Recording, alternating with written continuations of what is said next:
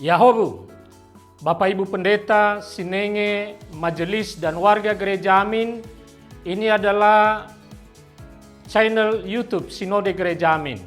Karena itu, bagi yang mencintai Gereja Amin, tontonlah, subscribe, like, dan bagikan. Gereja Amin yang tangguh, mandiri, dan peduli. Tuhan Yesus memberkati.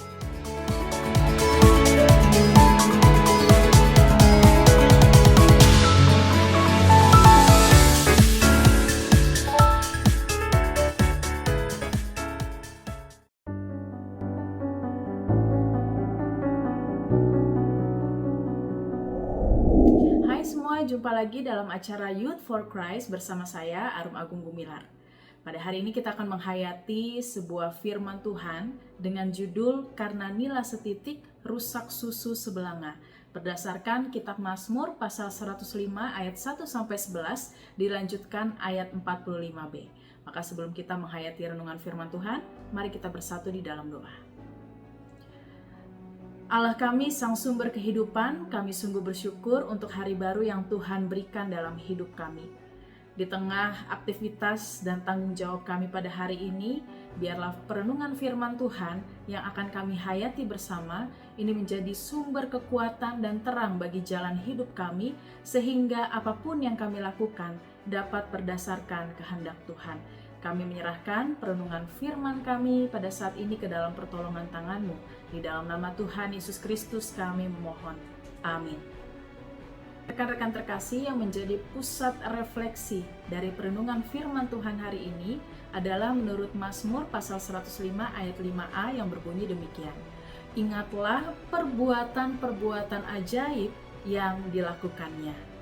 Karena nila setitik rusak susu sebelanga. Peribahasa ini berarti banyak kebaikan akan rusak oleh satu keburukan. Inilah yang dapat terjadi dalam hidup ini.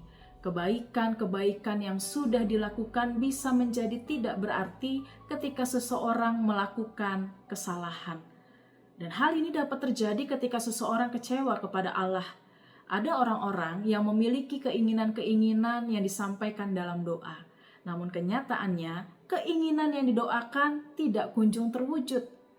Kebaikan-kebaikan Allah yang telah ia terima dan telah dirasakan seakan-akan tidak berarti ketika doa dan permintaan terakhirnya tidak terwujud.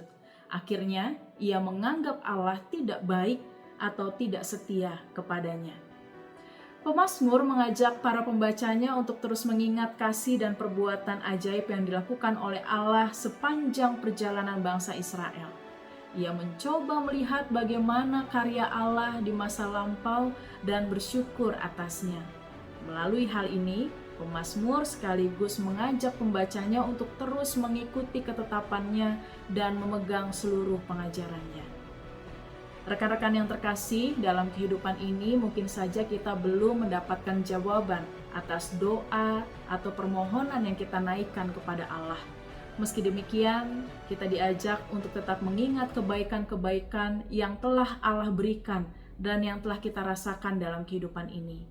Oleh sebab itu, ketika apa yang kita minta atau doakan belum terwujud, atau bahkan tidak terwujud, bukan berarti Allah tidak mengasihi kita. Allah sedang mempersiapkan waktu yang tepat atau hal yang terbaik menurut maksudnya. Mari kita bersatu di dalam doa.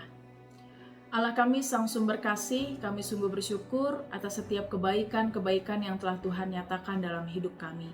Di tengah harapan dan juga permohonan yang kami sampaikan kepada Tuhan, ajarlah kami untuk tetap percaya bahwa setiap perancangan yang Tuhan sediakan adalah yang terbaik dalam hidup kami. Maka di tengah keterbatasan diri kami juga, mampukanlah kami untuk selalu mengandalkan Tuhan sebagai satu-satunya kekuatan dan juga penolong dalam kehidupan kami. Inilah doa kami, dalam nama Tuhan Yesus Kristus kami memohon. Amin. Demikian renungan kita hari ini. Jangan lupa like, subscribe, dan bagikan kepada yang lain. Tuhan Yesus memberkati.